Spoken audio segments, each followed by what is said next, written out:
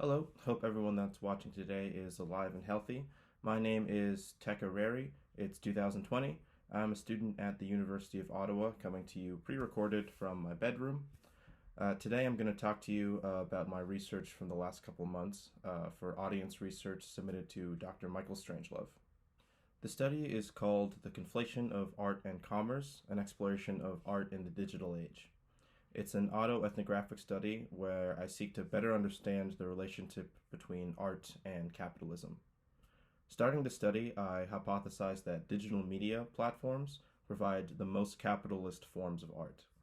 In this video, I'm going to discuss the key things that I learned, such as what is art, what is capitalism, what is an ethnography, and what were the overall results of the study, and why it's important for you as a viewer. To begin the study, I had to determine what is art. Since this is an ethnographic study where I am the primary unit of study, I could focus this idea on my individual perception. So for me, art is used really for no reason at all, or more accurately, it resists being interpreted. For example, artistic things to me, such as TV or music or just sculptures, are best enjoyed when they are being consumed not for a purpose. So this would be watching TV just because, or doing anything just for the sake of it. This falls in line with the philosopher Plato's conception of art. Plato was a philosopher who believed that art should not be made for any purpose, and when it is made for a purpose, it ceases to be art. So in this study, I wholly embrace this idea as a conception of art, where artistic things resist explicit purposes. Now, the next key idea for this study is what is capitalism. Now, while I already know a bit about capitalism, this study was a chance for me to apply what I already knew and learn a bit more. So capitalism is the dominant system of the global political economy. It relates to buying, selling, the free market, and industrial development, and overall consumption. Critiques of capitalism posit it as a center for exploitation and competition. Furthermore, this study applies the idea of late capitalism. Under late capitalism, capitalism is viewed as a deeply ingrained system that enters parts of us that have little to do with economics, such as psychology and, in this case, for the study, art. Capitalism affects how we think and how we consume art. Furthermore, the use of art for capital gain goes directly against the view of art that I have, which means that art is best consumed without a purpose. This goes in direct contrast to that.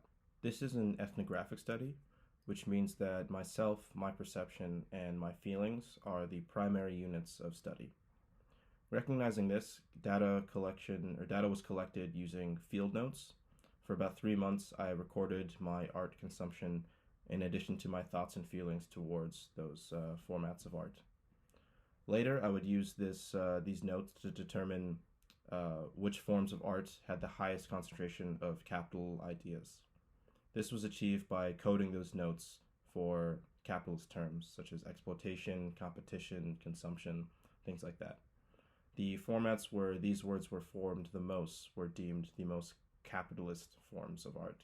After several weeks of recording field notes, I had enough data to code them for analysis, and these were the results.